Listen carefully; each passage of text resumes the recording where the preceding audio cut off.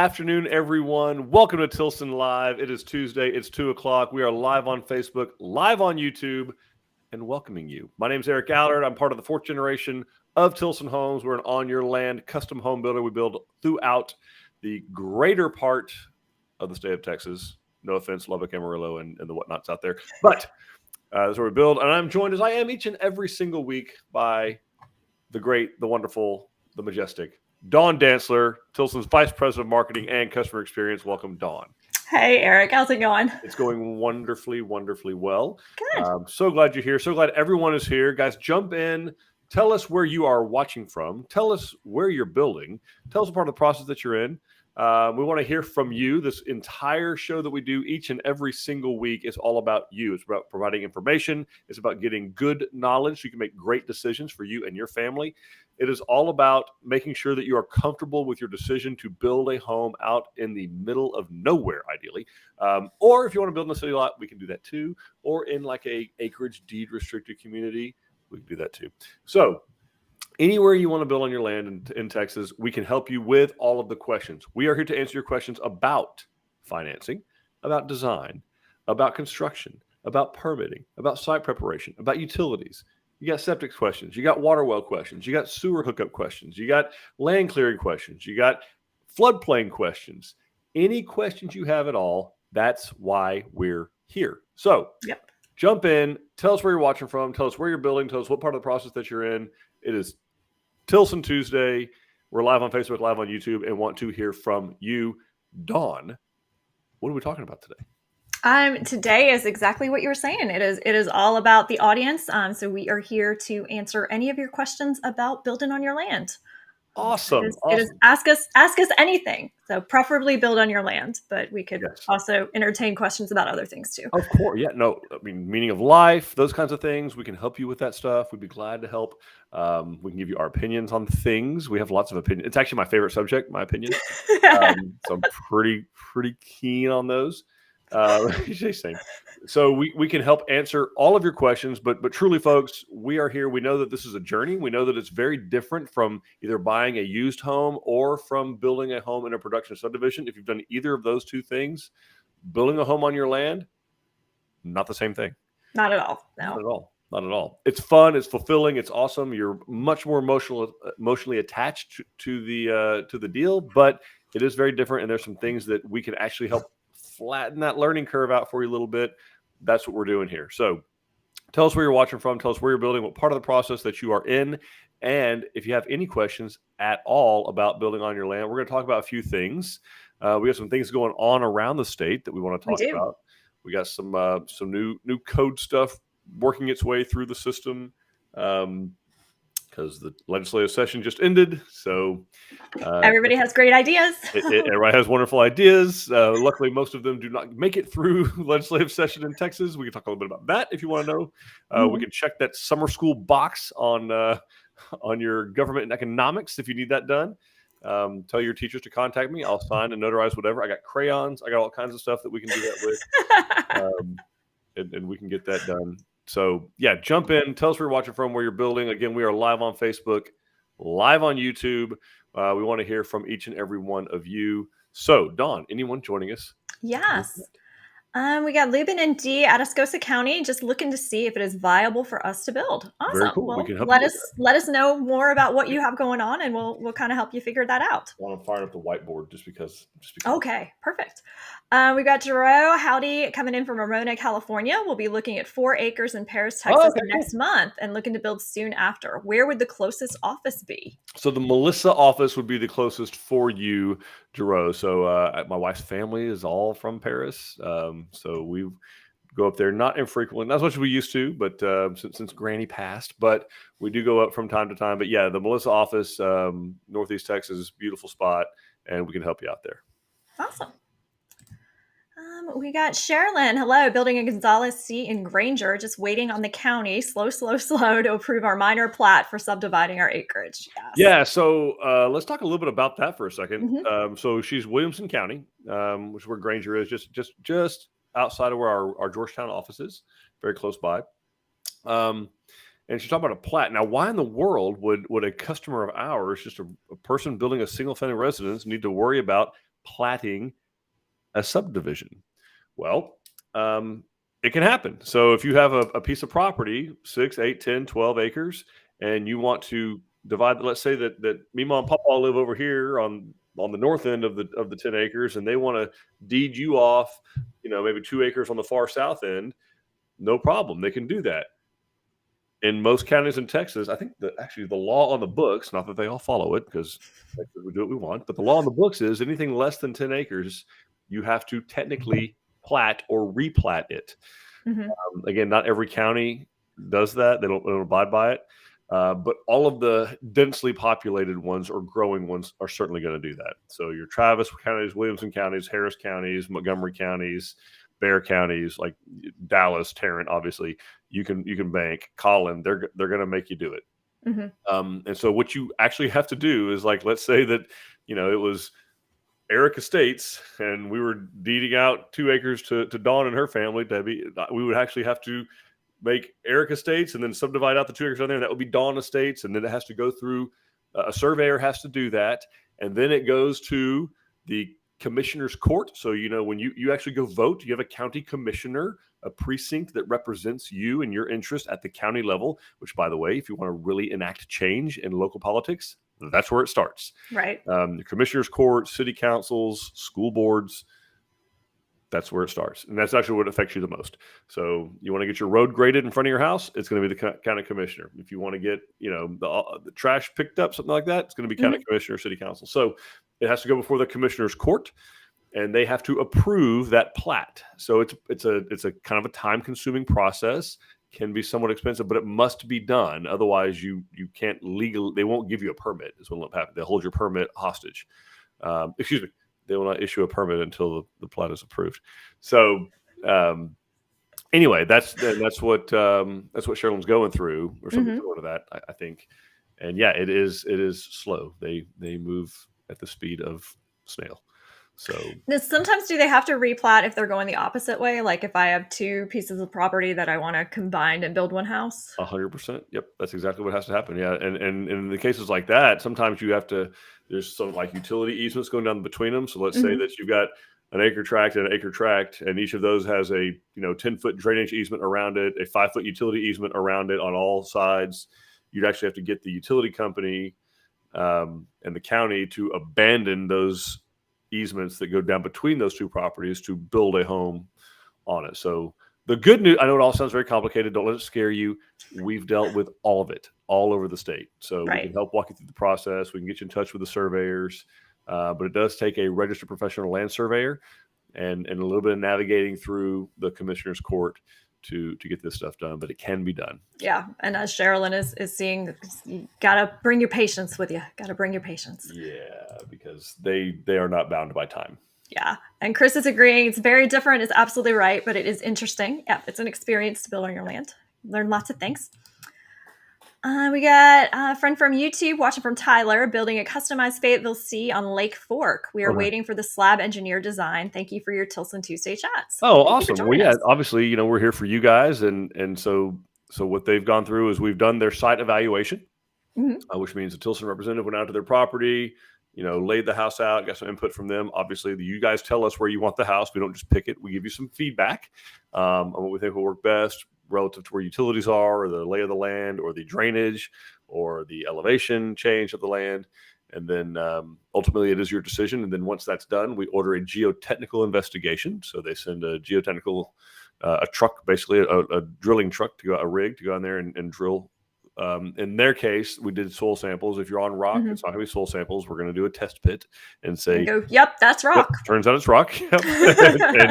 and then move on down the road. And then the results of that geotechnical investigation go to the engineer who actually designs a slab specifically to stand on the soil that sits on your property. So they do some different tests with that. They play with dirt. They take the dirt and they, when you were a kid, you could roll the dirt out where it was like a worm. They actually get paid we pay them to do that. Yes. We get paid to make mud pies. They put it in an oven. Yeah. They get it wet, then they put it in the oven and they make it dry and they see how it reacts to moisture. How does it react to lack of moisture? And then they design a foundation based specifically on those results of that geotechnical investigation. So That's what's going on. Nice. We've got Joe saying, I've forgotten about the address assignment. Who decides this? Also, there's a current address, but not where I want to build. The property size is 160 acres out in the country. Thanks. Okay, that's a great question, Joe. Mhm. So, what the county? Eric just went through this, which is why he's laughing. Oh yeah, I just went through this with Grimes County. Actually, I didn't do it. No, Grimes County was fine. The United States Postal Service Always has an opinion. Yes. I have opinions about the United States Postal Service. But so who actually decides the address is the county, the typically the Office of Emergency Management. So it's referred to sometimes as a 911 address, Joe. So the theory being that you call 911, you give them this address. The county has registered that address with the 911 system. They know exactly where to send the fire truck and ambulance. Like you said, you're on 160 acres in the country. So might I recommend flares? But truth be told, so then what happens is the county gives you the address, and then in theory you take those the address or addresses, and what I say that because you could have more than one address. Mm-hmm. If your property is on two streets, for instance, like mine's on a state highway and it's on a county road. So I technically have two addresses because I have two gates, but one we use all the time, one we don't ever use, but we have access from that direction. So they gave us a 911 address because there's a gate there. Okay. Now, that being said, you take those to the Postal Service. Sorry, I'm firing at the whiteboard here trying to anyway. Okay. And it's being... Then the post office kind of decides which address it likes better. Right. So depending on the postal employee that you draw, whatever being you draw, that they will decide. And in my case, it was, well, it has to be whichever road the house, what side does the door face? Yeah. Well, at first I said the door. I said, I have doors that face both roads. Well, what direction is your front door face, sir? So it ended up being with the front door faced. Now, it's on the corner. And here's what's interesting, though, Joe, and I'm glad you brought this up because what we're finding is that I can register both addresses with the post office. I'm only going to get mail delivered to one of them, right? I'm not going to give them to I don't need all that logistical nightmare or screw ups. So, but they ultimately control what goes into like Amazon, FedEx, UPS's system. Okay. So if you try to put an address that even the county has issued to you, if you have not gone and registered that address with the Postal Service, it does not exist in Amazon, FedEx, and UPS world, which is really all you actually need your address for anymore. You don't really need the Postal Service for any reason at all. But Amazon, FedEx, unless you're a UPS, business and you need to get on Google. Right. Well, they still can't get that straight with my address. No one can ever find me because Google cannot get my address right, which is great. I'm hidden forever. But you will not be able to get deliveries from Amazon, which means you can't live. No, yeah, that's actually what I was going to say. All I care about is where Amazon thinks I am. Exactly. It's a nightmare when Amazon doesn't know where you are. What you'll find, Joe, is that all paths lead through the United States Postal Service, for better, for worse. No offense to postal employees. My father-in-law was a 20-year postal employee. He did not go postal. He got retired, which is good. But it's just, it is a little irritating that they control it all. And it really does come down to the person that you're sitting in front of. I tried to talk to the Postmaster General, not Postmaster General. That's over the whole U.S., right? I tried to talk to the Postmaster of my local post office. That might be taking it a little far. You know what? I'm not leaving until I get to talk. I'm going to D.C. tomorrow. So but it was one of these Wizard of Oz, right? Nobody gets to talk to the Postmaster, not know how. So that's kind of how we are. But it is critically important that you get it set up. I don't know if it's 160 acres. Maybe you have 3 different roads, 2 roads, but you just have one road. If you just have the one road, it's going to be wherever your relative where your gate is. And it's kind of one of the things that the neighbors. It's like being the oldest child. they kind of, whatever the oldest kid calls the grandparents, that's the grandparents' name Right. forever. Yeah. That's kind of how the Postal Service works, sadly. Like whoever the first person to move out there was and their numbers ended up being, everybody else's numbers up and down that road kind of end up relative to the first person. So just beware that it may not be I don't like that thing, I want you to change it. It may not happen, but it might. All right. So county, then post office. County, then post office. All right. Sherilyn Sharon, our particular reason for replatting is because we have a house already on our property, and we understand that Tilson would not build on the property with another structure. Yeah, so that comes down to that's your lender, actually. Yeah, that's a loan deal. You can't have two single-family residences on one piece of collateral property for a conventional loan. So for a federally backed Fannie Mae guideline loan, you can do it VA. It's not easy, but there's some loopholes where you can do it VA. But it's not a thing on a conventional Fannie Mae backed loan. So okay, makes sense. We've got Lisa saying howdy from Fort Worth, building Magnolia B in Brattlegate in Bandera County. They started work on our construction drive today. Oh, very cool. Very nice. Very nice. There should be plenty dry. We should have plenty of dry weather right now. Don't have to worry about moisture right now. The heat dome. We have the heat dome. There is none. Tell us what the high is wherever you are living. I think it's 97, which is actually brisk, quite cool. I was going to say I was in the 100s yesterday. Yeah. So it's down quite a bit. It's almost ski season. Yep. Had to wear a sweater. Wear a sweater. We've got Peggy saying, hey, everyone. Got to say we love our foam insulation, especially in our attic on hot days like today. Love our Livingston B Tilson home in Fannin County. Awesome. Yeah, that's Thanks nice. for sharing. Yeah, the evenings and mornings are quite tolerable outside. It's that from noon to like 5:30 that is absolutely it's all the daylight hours. brutal. Yeah, it's brutal. Yeah.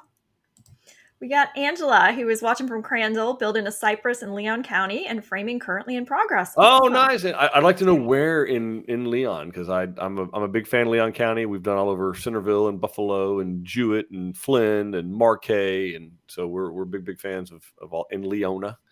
But we love Leon County. Yes, awesome. We got Polly saying howdy from Grapetown, Texas. Had our walkthrough last Wednesday, possibly closing this Thursday on our magnificent Breckenridge. I know, I'm so excited for you. I've seen it.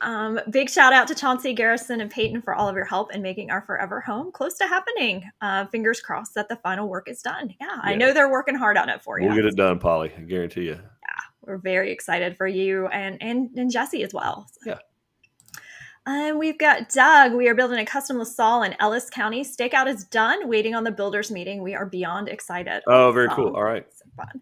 And Angela is building in Buffalo. Buffalo. That is the mighty metropolis of Leon County, the powerhouse of Leon County. Largest city. Not even close. It's by far the largest city. I think there's got to be a solid 7,000 people there. Maybe 6. Solid. But yeah, guys, jump in and ask us questions about, any part of the process that you're curious about, any part of the process that you're confused about, any part of the process you're uncomfortable with. We'd love to hear from you. We want to know what. Oh, hold on, I got it wrong. There's 1,767 people in Buffalo, Texas. Okay. Yeah, and by the way, it's still by far the largest city in Leon County, and it's not close. Well, now there'll be, at least one more. They have a Pizza Hut. There's a Pizza Hut? There's a Pizza Hut. Is it still a dine inside Pizza Hut? Yes. The best. It is. Also a Texas burger. And that's kind of a rarity. Texas burger is it's a thing. It's very, very good burger. 95, feeling like 106. Okay. Yep. Yeah. So that sounds accurate. Brutal. I know Ordino, Mr. Ordino, our SVP of construction, was actually down in Pearsall, Texas this weekend. It was an actual 106. That was that's not okay. Actual temperature. Yeah, it was kind of brain cooking. I wait. Yep, Subway and McDonald's. So I think, Angela, if I'm right, that the person who owns the Subway franchises in Centerville, Buffalo, and I think maybe even Madisonville, they are the Texas Burger people. So it's Subway and Texas Burger, because they're not competitors. You're going to pick one or the other for obvious reasons. Like either you're feeling healthy today and we're going Subway, or you're like, nope, I'm going full bore cheeseburger. And I will say this about the McDonald's there in, I think it's either Buffalo or Centerville. You have to correct me, Angela. But when you drive through the McDonald's, you have to look at the Texas Burger, which is next door. And on the side of the Texas Burger, they have painted, of course, you could buy a cheaper hamburger, but then you'd have to eat it. And you're staring at that while you're sitting in the McDonald's drive-thru waiting for your food. So that's awesome. I can't remember if it's Buffalo or Centerville. It's one of the two of those. So maybe someone who's been there can tell me which one it is. I think it's Centerville. It might even be Fairfield. I don't know. It could be Fairfield. But it's one of those. You get Centerville, much. Buffalo, Fairfield, and Corsicana. It's either Centerville, Buffalo, or Fairfield. Because on my way to North Texas, I have stopped at all of them for various reasons. And I think, I can't remember which one it is, but it's one of those where, the Texas Burger Subway are in the same building. Yep. And I think but I know for a fact it says it on the Texas Burger that, of course, you can buy a cheaper burger, but you have to eat it, and you stare at that while you're eating McDonald's. Well, in defense of the McDonald's, sometimes you just need your chicken nuggets. Like you really need the McNuggets. You need your chicken nuggets, which is a specific part of the chicken. The McNugget is the Mc. The Mc is a specific part of the chicken. Yeah. Let's see. We got Matt showing off. He's 70 degrees now, headed to a comfortable 81 today in Oregon. I remember Matt now. Yes. I remember him from last week. Yes. I remember him. And Angela says she thinks that sign is in Fairfield. I think it's in Fairfield, yeah. I think you're right. We got Lubin asking, once all final initial paperwork is in, what is the built time frame from start to finish on a 2,600 square foot home? All right, Lou, right now we are shooting for 7 to 9 months of actual build time. Our goal right now that Justin's put out there for his team is 225 days. Because it rounded out nicely is 2.25. But it's depending on the complication, I mean, how complicated the home is, and of course weather and where it's being built and all that. But you're typically somewhere between 7 and 9 months of construction time. Okay. And let's define initial paperwork though, because what the time frame that you're giving, Eric, is from we have done all of the things. So what would you define as initial paperwork? Yeah, I don't know if by initial paperwork you mean I signed my agreement, or you mean we got through, because keep in mind we need to sign the agreement, we need to do your plans, we're going to incorporate all of those changes that you want to make, we're going to get any necessary permits, you're going to have your stakeout and get your list of responsibilities and get all of those things kind of done. So not sure what you mean by initial paperwork. You do have, a good maybe about 4 months ahead of time to try to get your property ready and make sure that we've got everything good to go before we start that construction time frame that he was talking about. So not sure what you meant by initial paperwork. So just want to make sure. So that's a great point. Talk a little bit about build on your lot contrasted to production or used homes. So build on your land, on a production home or used home, you've got just you're going to do a contract, a regular and a deposit and pick some colors. And that's really about it. And even less so with a used home, you have some inspections, you have some negotiating back and forth after that, you have due diligence period, but there's not really much to it. Whereas on your land, you have those things. You have the initial contract paperwork. But we have to draw the plans, and then you sign the plans, and then you pick the colors for the plan, and we open title, and we see title issues, and then we order a site evaluation. Then based on the site evaluation, then we order a geotechnical investigation, and based on that, we order a foundation design, and then at the same time, we're ordering a septic design and getting a septic and building permit, and so getting permission from the county or city or property owner association to build that home. So we submit there and wait for them, and we're getting a loan approval done. So we're submitting the plans to them, and they're ordering an appraisal and getting a lot of paperwork from you, W-2s, different things like that. So all that's done on a used home or production home. Like 90% of the stuff I just rattled off is done. It was done before you ever walked in the door. They already had their engineering done. They already had their house design done. They already had the permit. They already had utilities. All of that was already done. We consider all of that the pre-construction part of the process. We don't even talk. None of that has anything to do with construction. The utilities could bleed over, but by and large, you need to have at least applied for those before we ever go into construction. So I hope that helps kind of clear up. And Dawn, what else were you going to say about that? What I was going to say is, when you're dealing with a typical production subdivision, they've already done, 1 to 2 to 4 to 5 years of work before they even put a for sale sign out, figuring out, okay, these are going to be the lots. This is what houses can fit on the lot. Like the planning, right? Planning. Yeah, they've done the planning. They've done all of that. And when you're going in, like, they know these 4 houses fit on this property. So there's a lot more upfront when you are building on your lot. And it's important if you're talking with other builders, when you're asking a question about time frame, get specific with them of which one you're talking about, so that you understand their entire process, because there is some time in pre-construction and not just construction. And a lot of times people will just quote construction. All right, we've got Abdi asking, do y'all build in Irving, Texas? We do build in Irving. Yep. Awesome. Sherilyn saying, we had a geotechnical study done on the property back in 2018 when we thought we were going to build a barn dough. Is Tilson able to use that study, or will you need another one? We are going to do our own. Yeah, we're going to do. So we use a company called MLA Labs out of Austin, Texas. They've done close to 400,000 foundation designs in Texas. So MLA Labs does the geotechnical investigation, then MLAW Engineering does the actual foundation design. Okay. So they are very particular about how the geotechnical investigations are done. There have been times in the past where we used others, but they've drawn a pretty hard line in the concrete, not sand, that they are going to require to do their own geotechnical investigation. And I totally understand that, because in doing that, Sherilyn, they're actually joining us in the 10-year structural warranty. They're hooked up with us. So I don't have any problem with them saying, if we're going to do that, if we're going to be on the hook for that, we want our geotechnical investigation done to our standards. Right. Totally get it. Yeah, awesome. And then we have a question from YouTube. Is there any latitude on the need for a construction driveway? We are close to the road and it crosses the utility lines. We have had fully loaded hay trailers and trucks running over the same ground. All right. So great question. And right now is an awesome time to ask that question, because it seems like no big deal and really obvious, because it's 100 degrees and hasn't rained in weeks. And yeah, you're talking about the hay trailers and things like that. Of course. Yeah. Right now, hay trailers and trucks and heavy equipment has no problem going over it, because it's probably rock hard. You probably couldn't drive a T-post through it. Right now, though, that's one thing. We get past September, October, which we'll still be building your home in that time.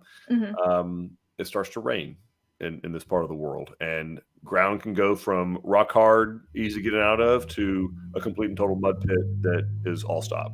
So, there's really not any latitude on it. I mean, we actually define it as in our agreement as all weather access, not dry weather access, not hot weather access, all weather access. And really, it's and I'm glad you asked. And so, because it can be very, very frustrating if we're building, things are rolling along just fine, and then all of a sudden we have to stop because we can't get.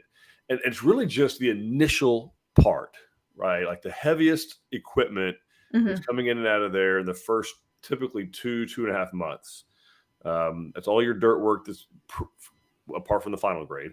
The dirt work that's being done, foundation, concrete work that's being done, steel being delivered, cables being delivered for the concrete, and then your lumber, the actual concrete itself, right? The concrete trucks, mission critical that those be able to get in and out of there. The pump truck, got to get in and out of there. And then your lumber truck deliveries, there'll be 2 or 3 of those coming in and out. Once that part is done, there's not a lot of super, super heavy equipment deliveries past that. Your septic system may be the exception, and then of course the final grade. We bring in some dirt for that, depending on where you're building. But that upfront part is critical, and it can be very, very costly if you get the forms set. Let's say the cables in it, the plastic wrapped, right? All your makeup done. It's ready for, and then it rains. Right. And it rains for a week, or it rains for 4 days, or whatever, and then we can't get in there. The beams collapse. So to get in there, tear all the plastic out, tear the cables out, re-dig them, get the engineer back out there to measure the depth and the width, make sure we're meeting their requirements. So you will be it'll be a much better experience for you if you get an all-weather access construction drive put in, particularly right now. Get it in there now. And it will be a hard, literally rock solid base for your permanent driveway, because it's going to get packed very, very well by a lot of heavy equipment coming in out of there. Okay, perfect. We got Jerome asking, will Tilson build a separate RV garage along with the house? We have done that. Yeah, we need some better specs on like how high the overhead door height needs to be, but you're probably looking at a roll-up door, most likely, and not an overhead door that goes like this, but one like a commercial door that rolls up into a ball. So that probably be the only real different looking thing. It won't look like a regular overhead door. That's typically if you want anything over 14 feet, which I think 13, 14 feet is kind of where the line is. Okay. All right. Angela is asking, can we get a concrete sidewalk through Tilson, or is this something we do on our own? Either way, Angela, we can do those. I think we do typically have a minimum. I think we have a 500 square foot minimum when we're going to do what we call flat work. So that's what you're talking about is called concrete flat work, which typically just means 4-inch thick concrete with some type of steel in the middle of it. There's no beams. We don't dig exterior beams or interior beams for driveways and sidewalks, but we can do flat work, driveways, sidewalks, but there's a 500 square foot minimum. Right, because that's poured separately. It's poured after your foundation. Exactly. So it's got to be enough for the guys to want to come to your house. Yep. Awesome. All right. Peggy is asking, we recently found a water stain on our kitchen ceiling. I reached out to Tilson Warranty, and Lance will check it out in mid-July. We were told that we should be recaulking our roof vents every year. Never had to do that before. Is it part of the home maintenance as homeowners? I don't recall reading it or hearing about it when we closed in October. Just curious. It's a good recommendation, Peggy. It really is. It kind of depends on the exposure.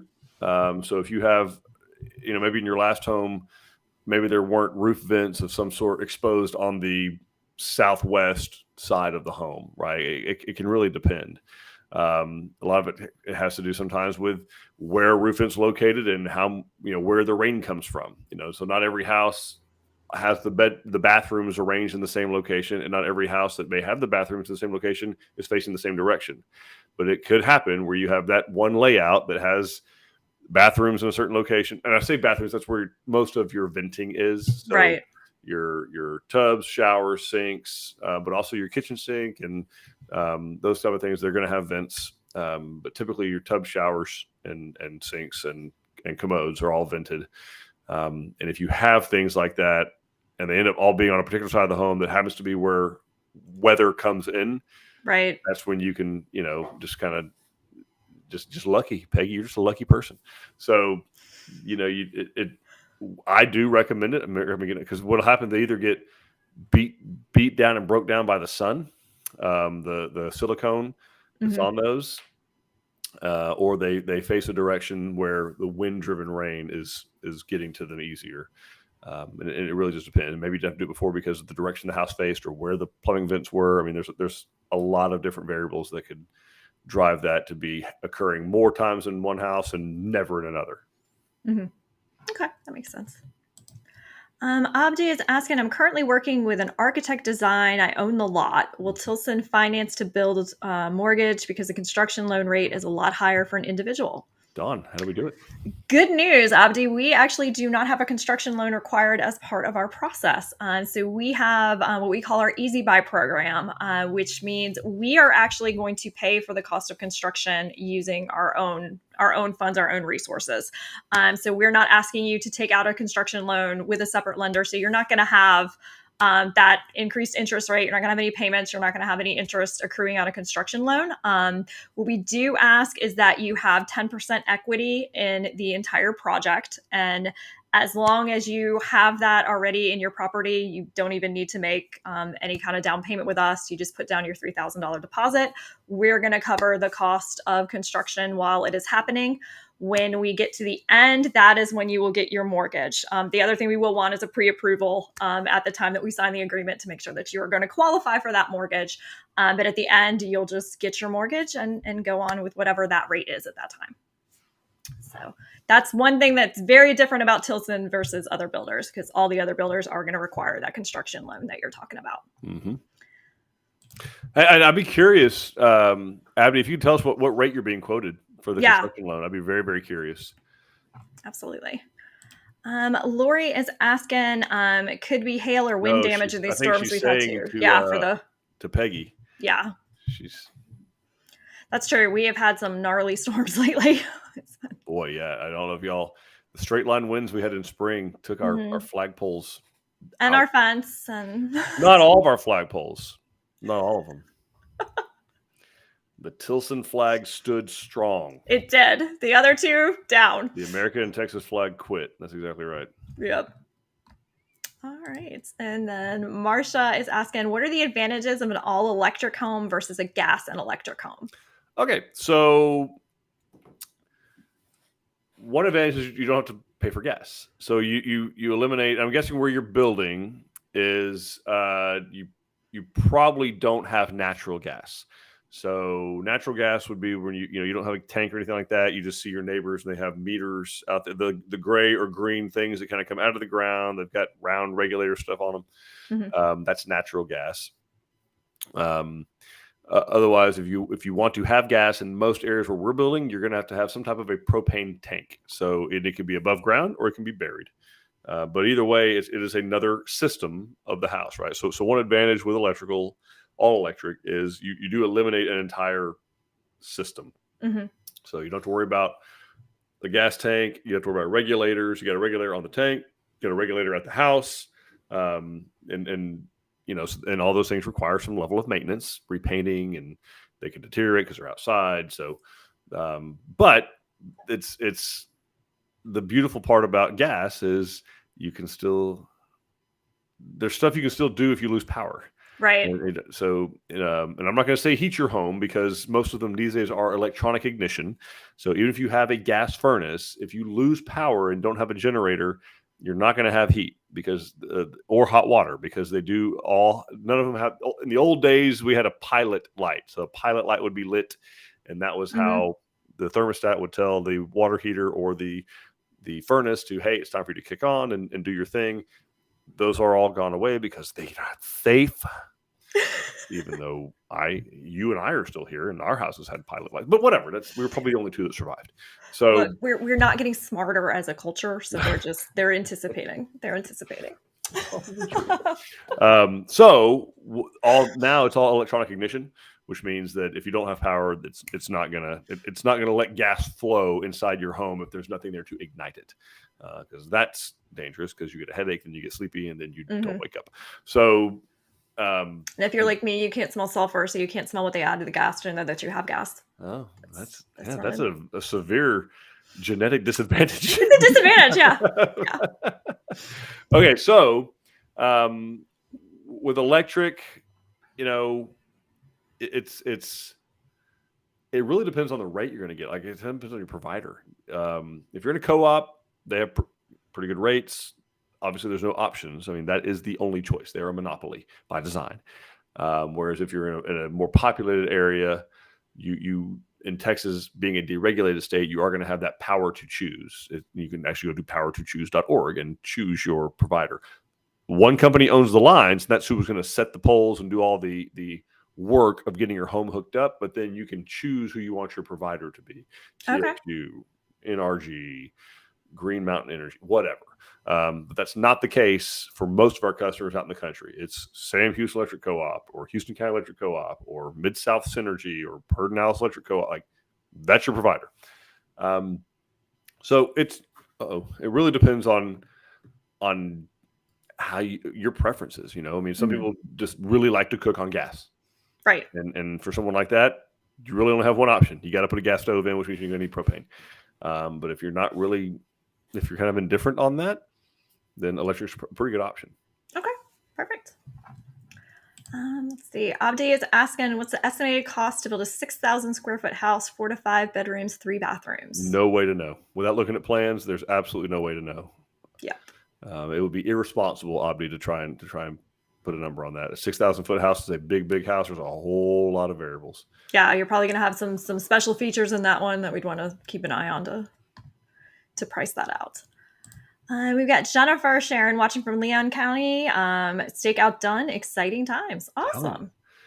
Leon is taking off. I know. We've got Jeff. Hi, y'all. Watching from SoCal, but planning on building in Bandera. Bridal Gate is also very popular today. Yeah. What can you tell me about additional costs for a metal roof? I can tell you that there's additional cost for metal roof. And Yeah. usually a big one. Yeah. I mean, I would Relatively. budget somewhere, depending on what, because you got Galvalume, which is, and we're going to do, there's a few stipulations about this. There are different gauges. We are typically going to require a 24 gauge metal roof, and we're going to require that it be a concealed fastener. So metal roofs there's a wide array of metal roofs. We're going to want a concealed fastener, in other words, where the screws aren't exposed. I know there are screws out there. I meant to bring one up here. I have it in my barn right now. I'm not going to make you hold on. Anyway, there are screws that have little rubber gaskets on them that you can use with metal roofs, and they're good for barns. They're good for, equipment sheds. People use them on houses. I don't recommend it because those little rubber gaskets are exposed to the elements. Kind of like the seals we were talking about before that you need to recheck every, Yeah. Imagine that on every point that you have. The Texas sun is going to cook them, and then they're going to, you've heard of dry rotted tires. It's the same rubber. So it will rot and go away, and then you're left with a screw that now has a gap between it and the roof. So we want concealed fastener. We want 24 gauge. That has to do with the rigidity of it, the stiffness. So the lower the number, the stiffer the roof. So 26. Typically, roofs are 26 gauge, 24 gauge. That's and 24 gauge being the stronger. And so I would budget somewhere close to, depending on, of course, then you got colors, you got different colors have different numbers. So I'd budget somewhere $7 to $12 per square foot additional on top of a architectural dimensional shingle roof for some type of metal roof. Okay. And it's also important to note that it's purely an aesthetic choice. So you're not going to get a more durable roof out of metal. Nothing structurally. Any of those myths that you have heard are not correct anymore. So they're very pretty, but just want to make sure everybody understands you are paying just for pretty. It's not any more resilient. But we are Americans, and we'll pay for pretty. Yes, that's fine, as long as you're doing it. I don't like it when we pay for things not knowing that, thinking it's giving us some other benefit. Leuven's asking, do your construction loans go to permanent, or do they have early prepayment penalties? So, Leuven, there is no construction loan with us. So you're getting your permanent mortgage at the end. So you're not doing any interest, any payments, any construction loan with us until you get to the very end, and then it's just your mortgage at the rate at that time. Yep, and so once the lenders that we use, the mortgages that they do, there is no prepayment penalty. So even the permanent conventional mortgage you do, there's no prepayment penalty for those. Okay.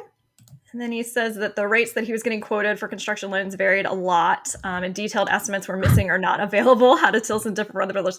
Yes, Abdi, I'm actually, if Kelsey, if you could drop in the link to last week's video, because we actually talked a lot about how our construction loan works versus how our program works. If you want to check that one out, the first 15 minutes of it, we summarize the entire program. The reason that you're not able to get a detailed estimate on a construction loan is because they don't know. Because the way construction loans are set up is payments are being you're only paying interest on the money that is paid to your builder. And that's going to vary throughout the life of the loan, how long your builder is going to have that money, how long the loan is going to be overall, what the balance is, all of that. So that's why they're really having a hard time giving you those detailed estimates. Any estimate you get is really kind of a guess of their kind of best case scenario. How we differ is we eliminate all of that uncertainty that comes with the construction loan. We're going to give you your price when you sign your agreement. And as long as you get everything done in a timely manner with our price protection pledge, once you start construction, the price that you have at the time that we start construction is the price at the end. We're not adding in any interest from our construction loan or any of those other costs. So that's the big difference. There's no construction loan, and this is how much my loan is going to be for at the end. So it's a big difference. All right. Usman is asking some questions about driveways. What makes a concrete driveway sturdier? Number 3 rebar with 5-inch concrete thickness, or number 4 rebar with 4-inch thickness? Ooh, I'm Usman, out. this might be the first stumper. Okay, so let's talk what he's talking about first. Number 3s, number 4s. So rebar is done all the way to traditionally up to a number 8. Number 8 is 1 inch. Okay, 1 inch rebar is number 8 rebar, and then it steps down from there in basically eighths. So a 4 would be a 4/8, which would be ½ inch. A 3 would be a 3/8 or 3/8 inch. So he's talking about is it stronger to use ½ inch rebar with 4-inch thick concrete or 3/8 rebar with 5/8 concrete? Usman, I would propose. I don't have the exact answer to that. Maybe an engineer here wants to answer that. It has to do with the PSI of the concrete as well, because you got 3,000, 3,500, 4,000, 4,500. Sometimes it's measured in sack, 5 sack, 5.5 sack, 6 sack. My question is, what are you trying to do with it? Mm-hmm. If you're going to be putting heavy equipment on it, I mean heavy equipment, do a 5-inch slab. So I'm talking about backhoes that weigh 20,000 pounds, right? Bulldozers, dump trucks. If you're going to be parking and working on that kind of equipment, car lifts, stuff like that, just go 5-inch. And if you're going 5-inch, 3/8 or ½ inch is probably fine. There's no problem. I will tell you, traditionally, when we're doing flat work, driveways, and this is 99% of construction out there for what you're driving through a subdivision, looking at flat work, people's driveways, people's sidewalks, it's going to be 3,000 PSI concrete with number 3 rebar, 4-inch thick. That is going to be 3/8 rebar, 4-inch, or it's going to be 6x6 number 6 gauge welded wire mesh, which actually has the same tensile strength as 3/8 rebar on an 18-inch mat. Because that's the other thing you didn't ask is, what's the spacing going to be? I would do, if it's heavy equipment, man, let's go 18-inch spacing, ½ inch rebar, 5-inch thick, and you can put whatever you want to on there. I've got a tractor and a backhoe on 5-inch concrete with ½ inch rebar, and it's not going anywhere. Okay. I've driven the bulldozer on it. I don't recommend it. It tends to Did you cross your fingers the whole time? on the concrete a little bit, and it's a little dozer. It's not a big dozer. It probably weighs 15,000 pounds. But a bulldozer is actually not. It's not as heavy per square foot as like a backhoe. So you figure like a dump truck or a backhoe, they weigh, well, a dump truck for sure. So let's say, or a concrete truck, even worse, 80,000 pounds, right? But it's 80,000 pounds, and you have usually, let's say, 2, 4, 6, 8, 10, 12, maybe 14 tires, and the space of the tire that's touching the concrete is probably about like that, right? Mm-hmm. So you got 80,000 pound concrete truck, but you got 8 or 10 spaces that are that big distributing the weight. Whereas on a bulldozer, by design, let's say a big dozer weighs 60, like a D7 weighs 65,000 pounds, but its tracks are 3 feet wide and like 14 feet long. You have less PSI pushing on the ground because they're designed to run in the mud. That's the whole point. Mm-hmm. So it's all about the distribution of the weight. Like if I step in the mud, I'm going to sink lower than if Dawn steps in the mud. It's a pretty simple math problem.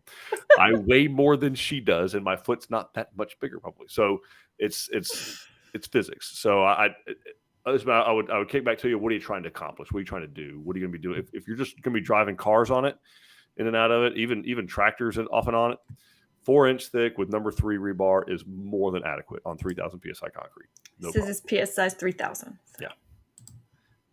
And that'll be the minimum. Usman, if you order 3,000 PSI concrete, that's the minimum. It would probably test out at more like 3,700, sometimes 4,500 PSI. It may only test out at 3,100, but it will not test out less than 3,000, if that makes sense. So okay, the 3,000 is going to be the minimum, if that helps. All right. Abdi is asking, if I send you a floor plan, will you give me a free, no obligation quotes? So we're I'm not actually going to going to. give you no obligation. I'm not going to say that. Your obligation is this. You got to come in and sit down with us. That's what I was going to say. Thank you. Okay. What I can do, if you just send it to me, is our team of new home specialists can look at it and tell you if it's something they think we're going to be comfortable with it. Because there are certain styles of homes that we, prefer to build, and there are certain things that we will not do because we are not as experienced in it. It's harder to get contractors to do it out in rural communities, and it's not going to go well for either of us. So there are certain things that we will tell you, no, we're not going to build that. Well, he's in the city of Irving, if I recall. So you're also okay. 6,000 square feet would be the top end of our comfort zone.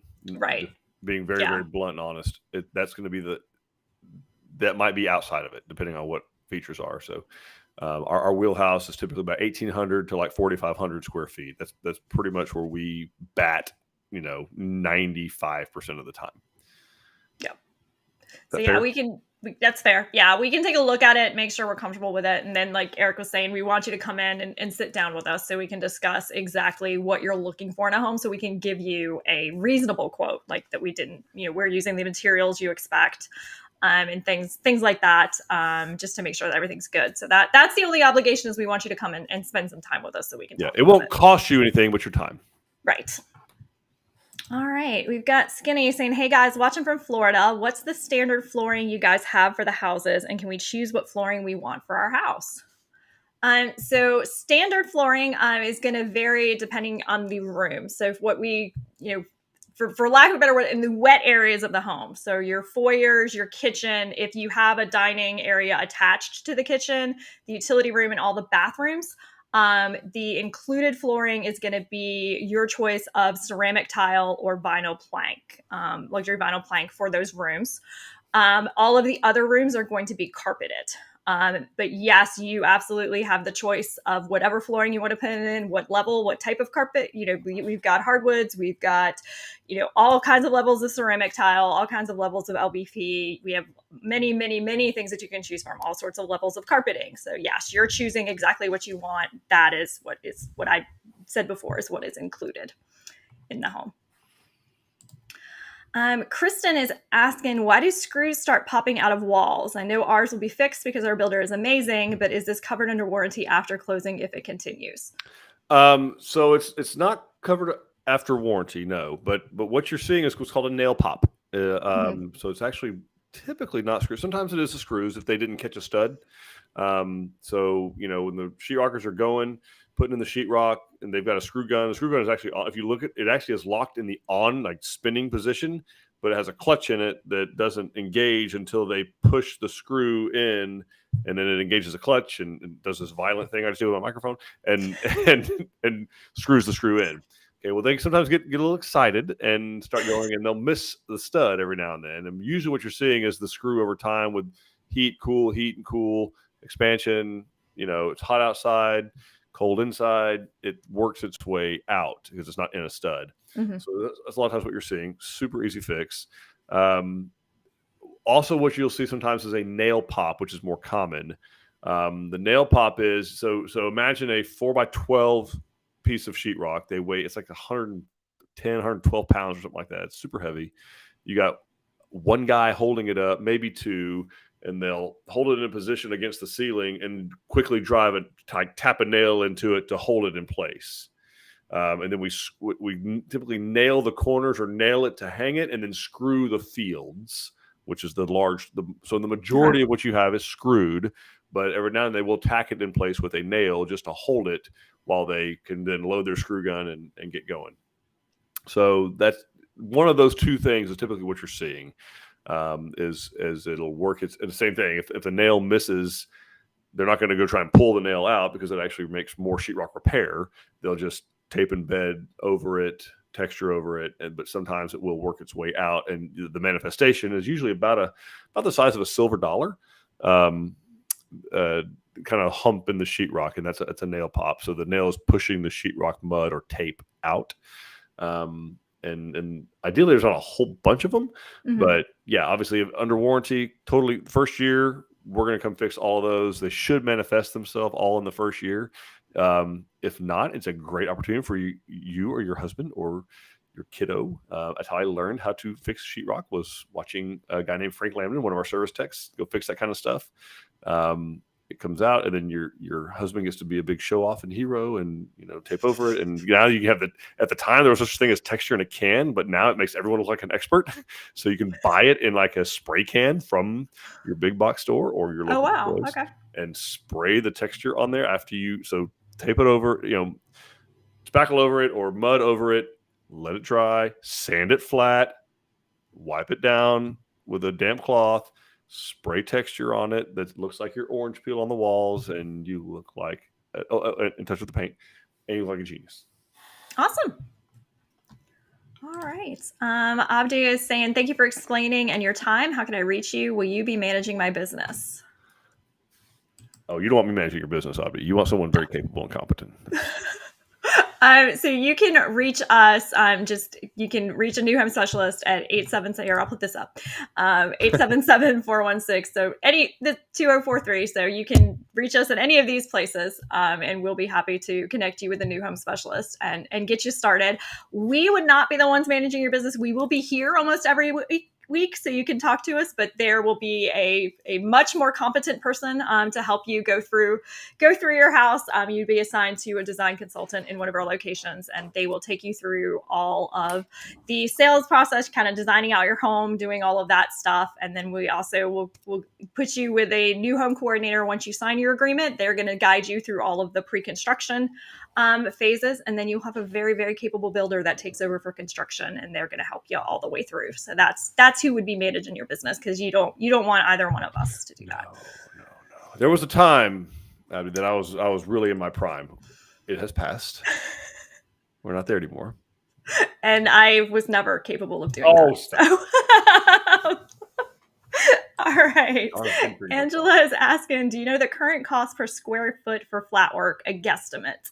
I do not, Angela, because it really depends. That depends very heavily on exactly where you are, and you're way better off getting with your building superintendent or local concrete contractor and finding out the price. Okay. It varies greatly.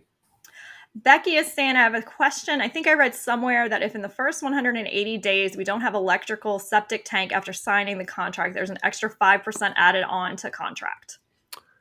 Dawn, how does the price protection pledge work? Yes. So what you're talking about is our price protection pledge. And that is that you have 180 days to prepare all of the pre-construction responsibilities. So get all the paperwork done. So it's not, and yes, get your utilities. So the utilities do need to be connected. For the septic system, only thing we're looking for is a permit. We'd actually prefer that you do not install that until we are well underway in construction, because we don't want any heavy equipment out there after we have your septic tank in, if we can avoid it. And so, yes, what that's saying is that we do have the right after those 180 days to increase your price by 5%. If our prices have gone up, which has not been the case. We have not raised prices for the last, Eric, year and a half? May of 2022, I think, was the last price. Yeah, increase. So it's been a while since we've done that, but that does. I will defer to the elder Mr. Alarid, Chris, if in case he wants to correct us. I think it's May of 2022. Yes, so it's that's what's going in, but that's just because, like I was explaining earlier, we're the ones who are taking that risk and financing the construction. So we're paying for everything. So that is just to protect us in case any of our costs go up from when you sign your agreement to when we actually start construction. That might cause us to be paying more for materials. If our prices don't change, you're not going to see that increase. That's right. All right. We've got Joseph, who is coming in from San Antonio. I heard there was a Lone Star floor plan. Is there any way to look at this floor plan? Right now, the only way, the Lone Star is what is going to be our new model out in Republic Grand Ranch. So that we hope to start construction on sometime in the fall. Right now, the only way to see that is if you reach out to one of those new home specialists. They can send you our preliminary floor plan. It's not final yet, and we don't have pricing yet, which is why it's not on the website. Our team is working very hard on that, and I hope to have it up sometime in the next couple months. But for right now, it's best to reach out to one of our new home specialists, and they can send you what it looks like right now. We've got D saying, can you tell me the average cost of the cathedral ceiling in the Tampico plan for the rear porch and family room versus just in the living room, please? I can try. The living room is $1,000 for a cathedral ceiling in there. Mm-hmm. I don't know that I have the porch cathedral ceiling pricing. I even looked at I don't think it's on there as a custom option. So it might be. They probably come together. No. Okay. Maybe. I'm not seeing it. But typically you're looking about, to do one of those like $17,000 to $25,000 D for when it's the cathedral ceiling on the living room and the porch all the way out. Depends on the plan. So somewhere in that range, and one of our consultants can give you the accurate price on that. And if you want to see it in person, it's in Waco. But the cathedral ceiling is not on the porch. It's not on the porch? So the cathedral ceiling is side to side in there. Oh, okay. Yeah. So yeah, one of our consultants can help you out with that. And we got Lisa. Just a quick shout out to Call, who's supervising our rock wall build in the hills at Possum Kingdom Lake. He's doing an outstanding job of keeping things progressing well, and he always keeps us informed along the way. Very impressive. That's awesome, Thank Lisa. you for sharing. We may ask for your blessing to have someone reach out to you who's wanting to build with us. They got someone in the hills of PK that's thinking about building with us. They'd like to talk to a customer who's built with us. If you don't mind, if you'd be willing, please send us a message. We'd love that. We would love that. Thank you for complimenting on Mr. Cade. Yeah, thank you. Usman, for Angela Jefferson, if it helps, in Hayes County, flat work runs around $7 per square foot. There you go. Thank you, Usman. Appreciate that. Awesome. I can get Usman a microphone. The other, also, I want to point out to that, Usman, so thank you for bringing that up. Mm-hmm. That is for the flat work. So that's for the labor and materials for your 4-inch thick concrete with some type of steel in it.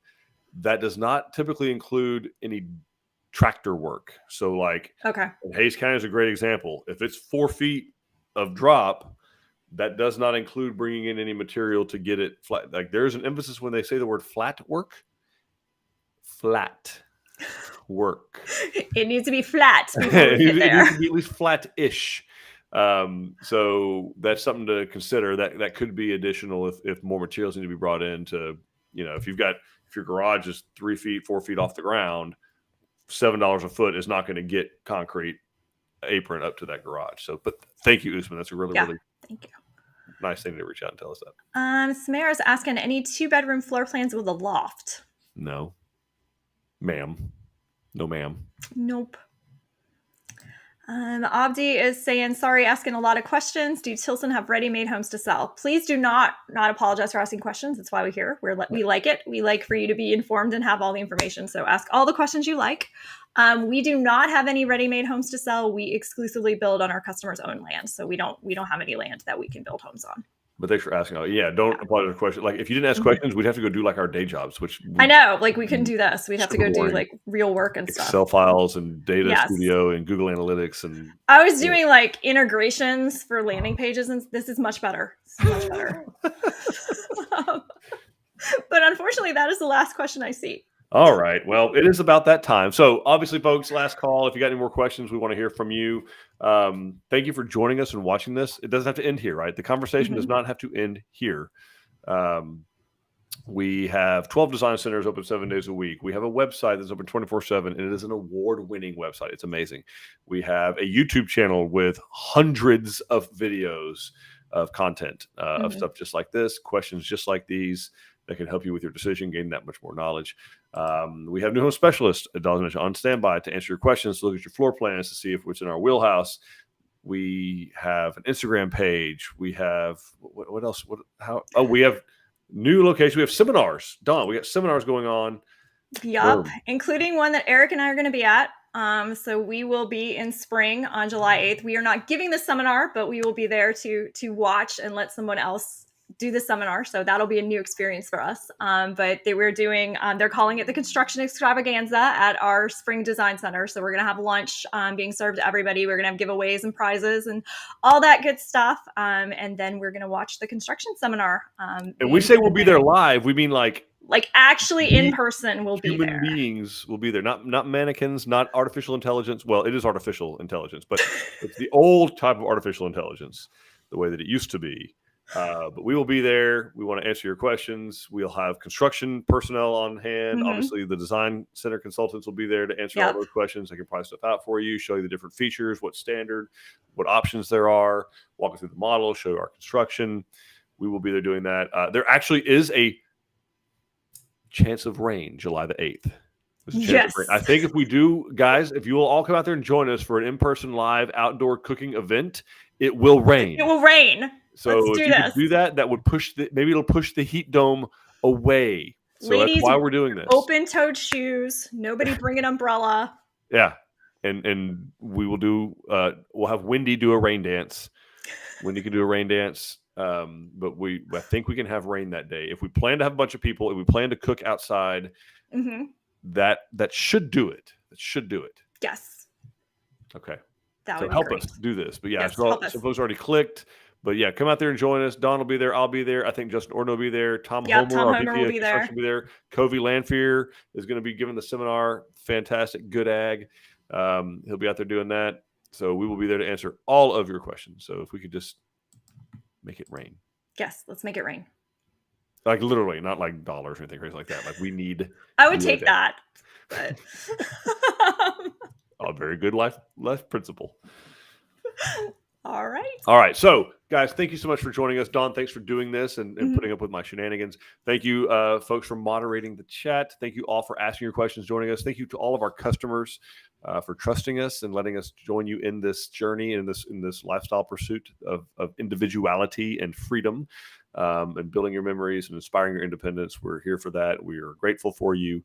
And if you have not built with us yet, we don't know why, but come ask us questions and we'll do whatever we can. And we really soon hope to make you part of the Tilson family. We'll see y'all later.